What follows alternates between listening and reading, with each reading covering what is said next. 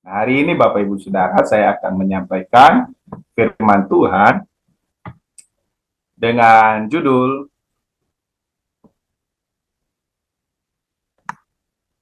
Mengasihi Tuhan dengan segenap hati.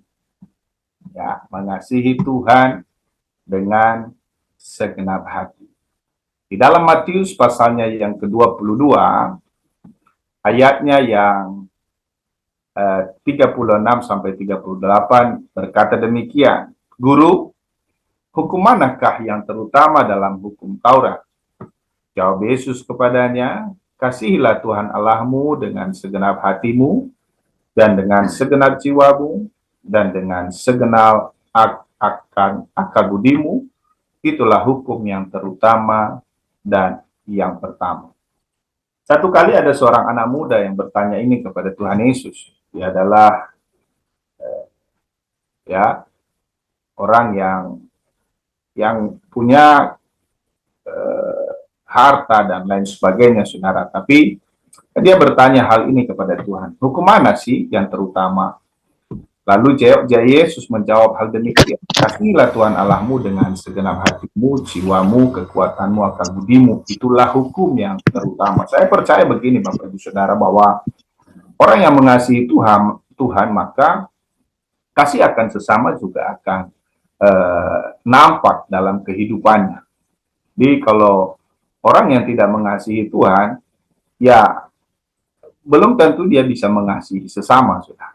Tapi orang yang sadar akan kasih Tuhan dalam hidupnya, kasih Tuhan akan kebaikannya dalam hidup seseorang, maka dia juga akan berbuat hal yang sedemikian.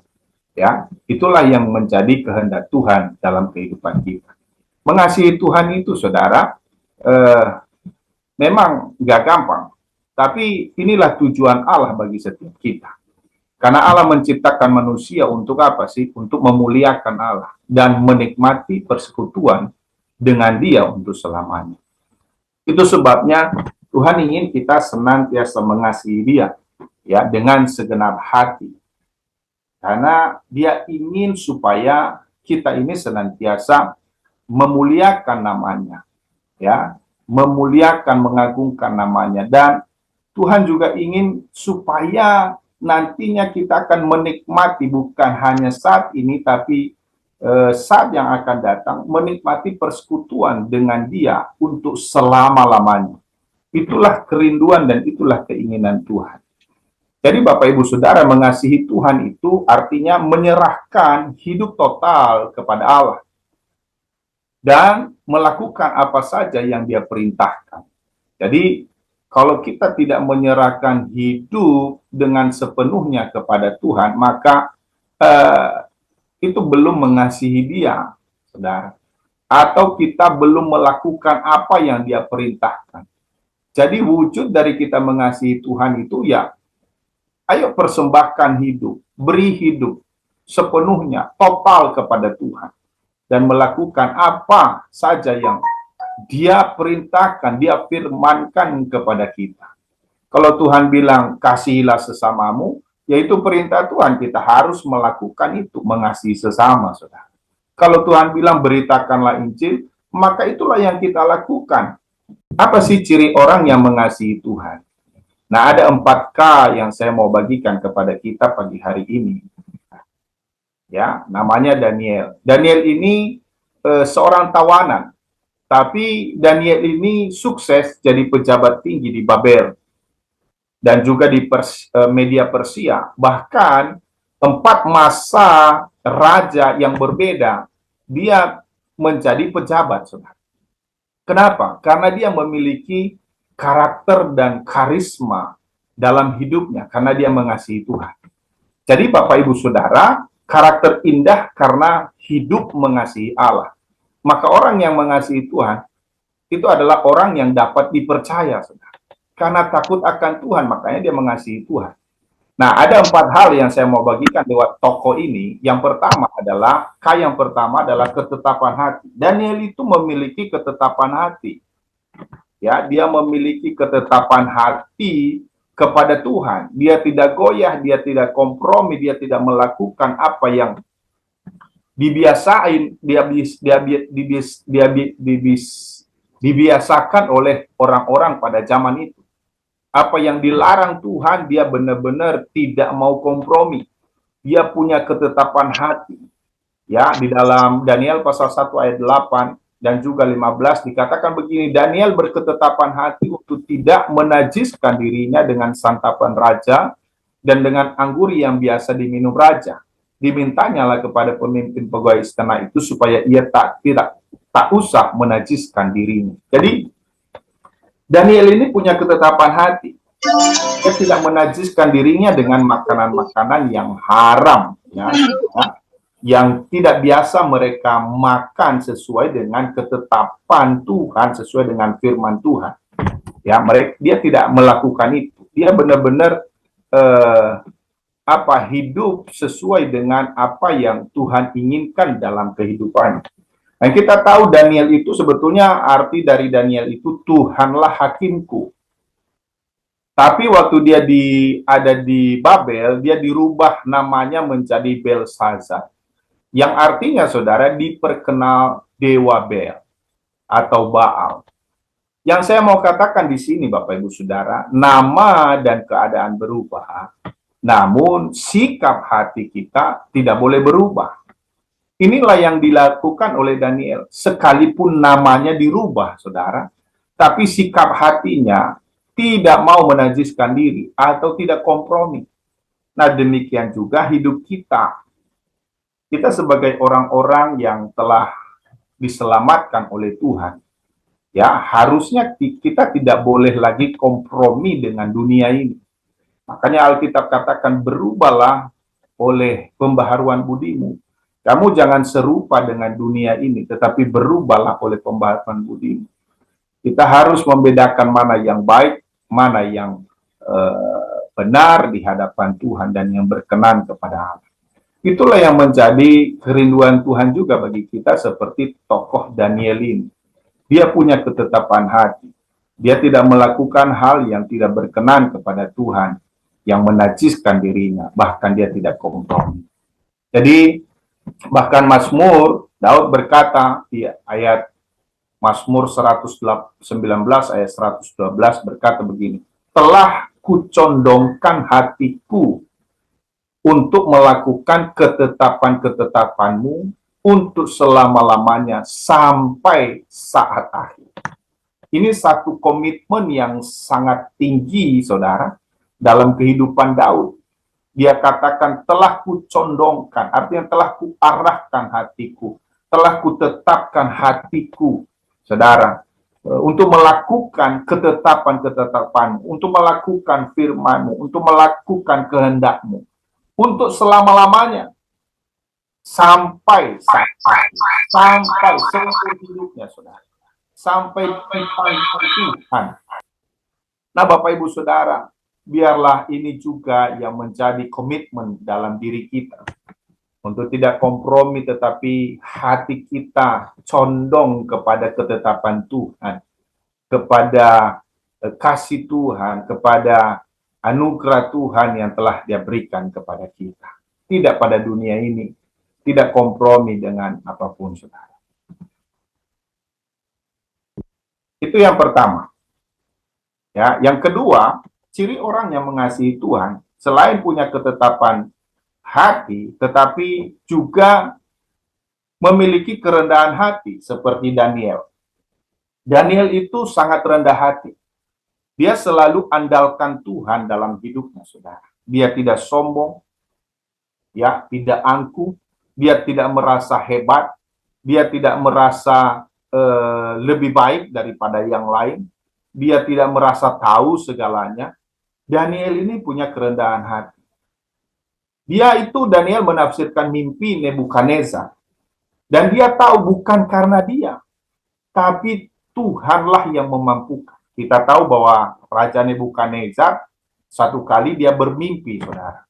Mimpinya itu dia melihat sebuah patung yang kepalanya terbuat dari emas, badannya terbuat dari perak, ya, bagian perutnya sampai ke pahanya terbuat dari perunggu, saudara, dan kakinya terbuat dari besi dan tanah liat. Lalu Raja Nebukadnezar bertanya kepada ahli-ahli yang ada di Babel pada waktu itu. Dia bertanya, kamu tolong kasih tahu mimpiku. Loh, bayangkan sudah. Dia yang mimpi, dia tanya sama orang. Loh, siapa yang tahu mimpinya dia? Makanya orang-orang nanya, Raja mimpi apa? Tolong dikasih tahu. Tapi dia bilang, kamu yang kasih tahu mimpi saya itu apa? Aneh kan, saudara? Tapi di sini kita melihat, ya, waktu itu raja sangat marah, saudara. Dan dia ingin membunuh semua para ahli itu yang ada di Babel pada waktu itu. Tapi ketika itu mau dilakukan, Daniel bertemu dengan pemimpin yang akan ditugaskan untuk menghabisi setiap orang pinter yang ada di Babel. Lalu Daniel bertanya, ada apa sih? Kenapa sih? Apa yang terjadi? Kenapa hal ini terjadi? Lalu pemimpin itu ngasih tahu kepada Daniel. Lalu Daniel datang sama raja, saudara. Lalu Daniel bertanya begini, dalam Daniel pasal 2, ayat 26 sampai 28. Bertanyalah raja kepada Daniel yang namanya Belshazzar. Sanggupkah engkau memberitahukan kepadaku mimpi yang telah kulihat itu dengan maknanya? Coba bayangkan. Dia nggak ngasih tahu mimpinya sama Daniel, saudara. Termasuk sama Daniel dia nggak kasih tahu. Tapi malah dia bertanya, sanggupkah engkau memberitahukan kepadaku mimpi yang telah kulihat itu dengan maknanya juga? Coba bayangkan. Kasih tahu mimpinya, lalu maknanya. Loh kan bukan Daniel yang bermimpi, raja yang bermimpi. Harusnya dia ngasih tahu dong mimpinya, baru maknanya akan diberitahu oleh Daniel. Tapi ini tidak.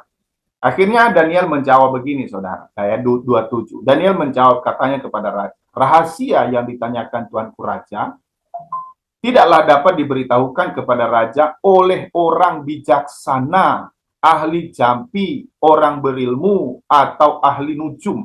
Tidak ada yang sanggup, kata Daniel. Tetapi ini ayat 28, lihat ini.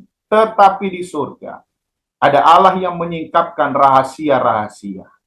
Ia telah memberitahukan kepada Tuanku Raja Nebukadnezar apa yang akan terjadi pada hari-hari yang akan datang. Mimpi dan penglihatan-penglihatan yang Tuanku lihat di tempat tidur ialah ini. Akhirnya Daniel menceritakan ini mimpinya. Tapi sebelum itu terjadi, saudara, Daniel itu terlebih dahulu beritahukan kepada teman-temannya. Siapa teman-temannya? Sadrah, Mesah, dan Abednego. Dia mengajak Sadrah, Mesah, dan Abednego berdoa kepada Tuhan. Nah, di sini juga menjadi pelajaran bagi kita, saudara. Kalau kita punya pergumulan, kita punya persoalan, jangan sungkan untuk bicara, untuk sampaikan kepada hamba-hamba Tuhan, teman-teman rohani, saudara. Untuk kita bersama-sama berdoa supaya Tuhan singkapkan, supaya Tuhan berikan jawaban dari setiap pergumulan hidup kita. Inilah yang dilakukan oleh Daniel. Dan ketika mereka menaikkan doa sama Tuhan, keempat orang ini, saudara, akhirnya Tuhan memberikan penglihatan itu kepada Daniel. Apa sesungguhnya yang diimpikan oleh Raja Nebukadnezar. Dan dia juga memberikan makna dari mimpi itu, saudara. Jadi Bapak Ibu Saudara, ini menjadi pelajaran kepada kita. Mari miliki kerendahan hati itu selalu datang kepada Tuhan. Seperti Daniel mengandalkan Tuhan dari setiap persoalan, masalah yang dihadapi. Dengan demikian, saudara, kita bisa melihat kuasa Tuhan, mujizat Tuhan, pernyataan Tuhan, makna dari setiap masalah persoalan yang kita hadapi. Dengan demikian nama Tuhan dimuliakan.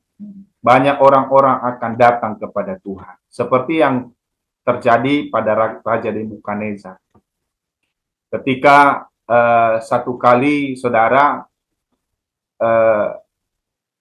dia menerjemahkan, memberikan makna itu, dan akhirnya raja memuliakan Daniel.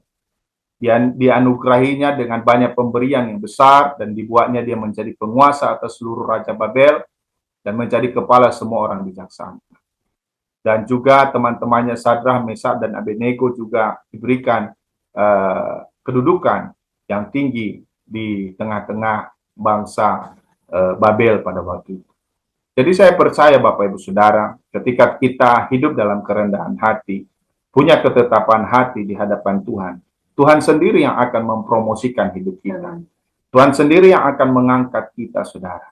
Sebabnya sebagai kita anak-anak Tuhan di Gloria Ministry, mari selalu punya ketetapan hati, punya kerendahan hati dalam keadaan andalkan Tuhan. Jangan sombong, saudara. Mari kita senantiasa datang sama Tuhan dalam kerendahan hati. Yakobus pasal 4, ayatnya yang ke-6, dan Lukas ayat pasal 18 dikatakan begini, tetapi kasih karunia yang dianugerahkannya kepada kita lebih besar daripada itu. Karena itu ia katakan, Allah menentang orang yang congkak, tetapi mengasihani orang yang rendah hati. Dalam Lukas berkata, sebab barang siapa meninggikan diri, ia akan direndahkan, dan barang siapa merendahkan diri, ia akan ditinggikan. Ini satu pelajaran buat kita, bagaimana ciri orang yang mengasihi Tuhan. Yang pertama, memiliki ketetapan hati. Dan yang kedua adalah memiliki kerendahan hati. Yang ketiga, Bapak Ibu Saudara, seperti Daniel, ciri seorang yang mengasihi Tuhan, dia juga memiliki ketulusan hati. Di dalam pekerjaannya, dalam pelayanannya, dalam tugas-tugasnya, dia tulus. Dia tidak pernah melakukan hal yang bertentangan, saudara, yang tidak sesuai dengan kebenaran. Dia hidup jujur, dia hidup bertanggung jawab. Makanya, saudara, Daniel itu melebihi para pejabat tinggi dan para wakil raja itu, karena ia mempunyai roh yang luar biasa. Dan raja bermaksud untuk menempatkan dia atas seluruh Babel, saudara. Lihat itu, luar biasa. Ketika orang yang tulus itu akan dipercaya, saudara. Orang yang tulus itu karena memiliki apa?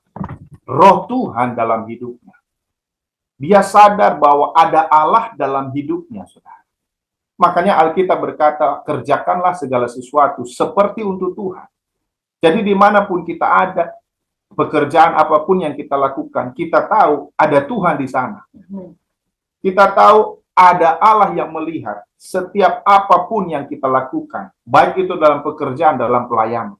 Hendak kita memiliki ketulusan hati, kejujuran, bertanggung jawab, seperti Daniel. Ini menjadi pelajaran bagi kita. Memiliki ketulusan hati seperti Daniel, dia memiliki roh yang luar biasa. Artinya punya kerohanian yang baik, saudara. Orang yang tulus hati karena dia memiliki kerohanian yang baik. Tapi orang yang tidak rohani, nggak tulus, malah bulus, saudara. Orang yang nggak rohani kebanyakan bulus yang kita lihat, bukan tulus. Iya kan? Itu yang terjadi. Orang yang punya kerohanian, dia tulus, dia jujur, dia memiliki karakter yang baik. Akibatnya apa? Dapat dipercaya, saudara. Dan diberkati oleh Tuhan. Di dalam Yesaya pasal 33 dikatakan begini, ayat 15. Orang yang hidup dalam kebenaran, yang berbicara dengan jujur, yang menolak untung hasil pemerasan, yang mengebaskan tangannya supaya jangan menerima suap, yang menutup telinganya supaya jangan mendengarkan rencana penumpahan darah, yang menutup matanya supaya jangan melihat kejahatan. Ini dia. Dialah seperti orang yang tinggal aman di tempat-tempat tinggi. Bentengnya ialah kubu di atas bukit batu. Rotinya disediakan, air minumnya dijamin. Jadi ini Bapak Ibu Saudara yang akan terjadi kepada orang yang tulus hati. Orang yang hidupnya jujur. Orang yang memiliki karakter yang baik. Orang yang hidup dalam kebenaran, yang berkata jujur, yang menolak hasil pemerasan, bahkan yang tidak mau menerima suap, saudara, tidak mendengarkan hal-hal yang jahat, penumpahan darah, bahkan Dia tidak mau melihat kejahatan, saudara. Maka ini yang terjadi, yang Tuhan jamin dalam hidupnya. Dia akan tetap aman di tempat-tempat tinggalnya, di tempat tinggi. Dia akan diberikan perlindungan, saudara. Malaikat Tuhan berjaga di sekelilingnya. Seperti kubu di atas bukit batu. Bahkan dikatakan, Tuhan menyediakan segala apa yang dia perlukan. Makan dan minumnya tersedia, saudara. Tuhan tidak pernah membiarkan dia kekurangan. Itulah orang yang tulus hati. Dan ini merupakan pelajaran bagi setiap kita. Bagaimana Daniel sungguh dipelihara oleh Tuhan. Bahkan dijadikan sebagai pemimpin di tengah-tengah bangsa asing buat dia. Jadi Bapak Ibu Saudara, dimanapun kita ada, percayalah ketika kita punya ketulusan hati, dia akan pelihara hidup kita. Bahkan dia akan promosikan kita. Dia akan mempercayakan banyak hal dalam hidup kita untuk kemuliaan nama Tuhan. Bapak Ibu Saudara, yang keempat, yang terakhir, seperti yang dimiliki oleh Daniel, yaitu ketekunan ibadah. Nah, ini juga penting bagi setiap kita. Karena Alkitab berkata ibadah itu mengandung janji, baik untuk hari ini maupun hari yang akan datang. Dan inilah yang dilakukan oleh Daniel setiap waktu. Dia bertekun untuk ibadah. Ya, di Daniel pasal 6, dia senantiasa selalu datang kepada Tuhan. Maka berkatalah orang-orang itu, kita tidak akan dapat sesuatu alasan dan dakwaan terhadap Daniel ini, kecuali dalam hal ibadahnya kepada Tuhan. Dia selalu datang beribadah, walaupun saudara, dia mengalami fitnahan, dia ingin difitnah oleh orang-orang supaya Daniel ini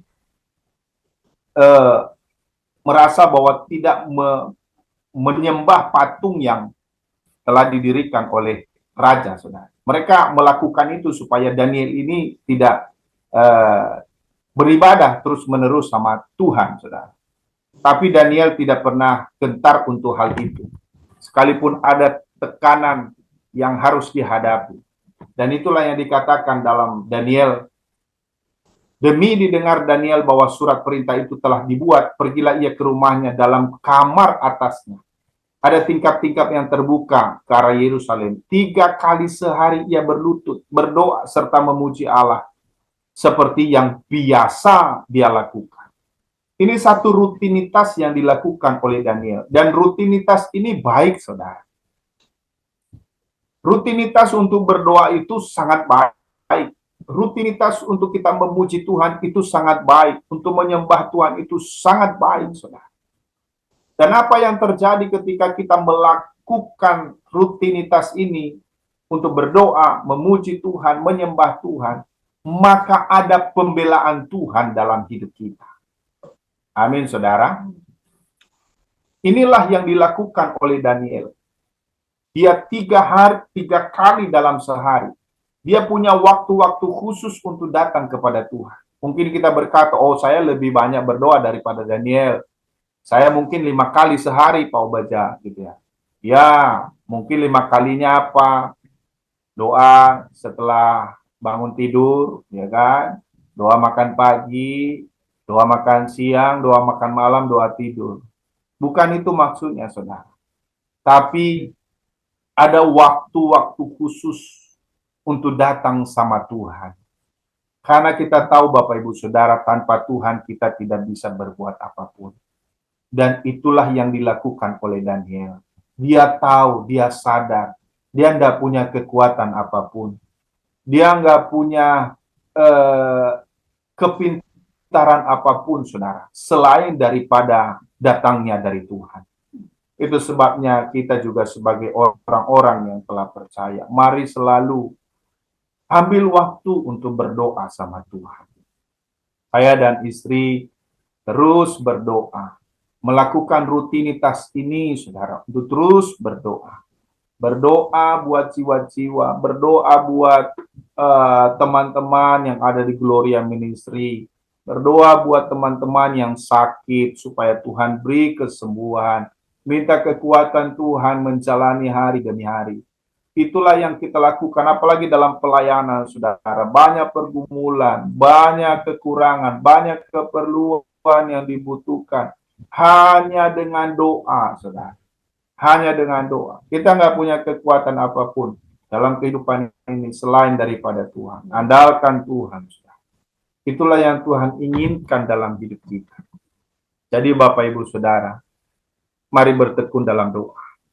Daniel di tengah kesibukannya tetap rajin berdoa 3 kali sehari. Dijebak untuk sembah raja, dia tetap setia kepada Allah.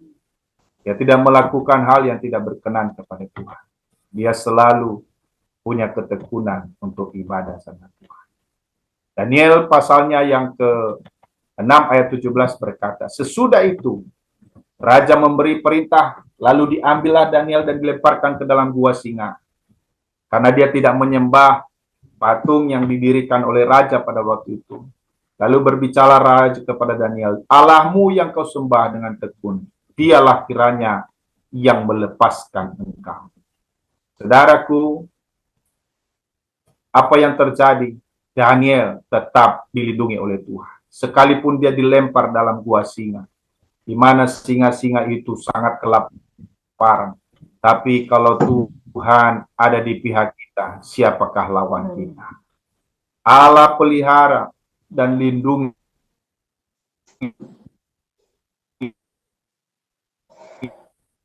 orang yang mengasihinya dengan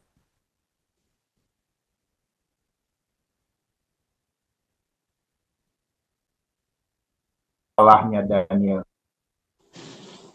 Itulah yang dikatakan oleh raja pada waktu itu. Dia katakan begini, bersama ini kuberikan perintah bahwa di seluruh kerajaan yang kukuasai, orang harus takut dan gentar kepada Allahnya Daniel. Sebab dialah Allah yang hidup, yang kekal untuk selama-lamanya. Pemerintahannya tidak akan binasa dan kekuasaannya tidak akan berakhir. Dia melepaskan dan menolong dan mengadakan tanda dan mujizat di langit dan bumi. Dia yang telah melepaskan Daniel dari cengkraman singa-singa. Dan Daniel ini mempunyai kedudukan tinggi pada zaman pemerintahan Darius dan pada zaman pemerintahan Kores, orang Persia itu. Lihat ini Bapak Ibu Saudara. Orang yang bertekun beribadah, dia akan dibela Tuhan. Dia akan dilindungi Tuhan. Dan lewat semuanya itu akhirnya orang-orang pun akan datang kepada Tuhan. Untuk menyembah Tuhan, untuk mengakui Dia, untuk mengakui kedaulatannya atas kehidupan. Bapak Ibu Saudara, biarlah kita juga bertekun dalam ibadah, terlebih doa pagi seperti ini. Jadi mengasihi Tuhan dengan segenap hati. Yang pertama, memiliki ketetapan hati, memiliki kerendahan hati, ketulusan hati, dan ketekunan beribadah kepada Tuhan. Tuhan Yesus memberkati kita semua. Selamat pagi.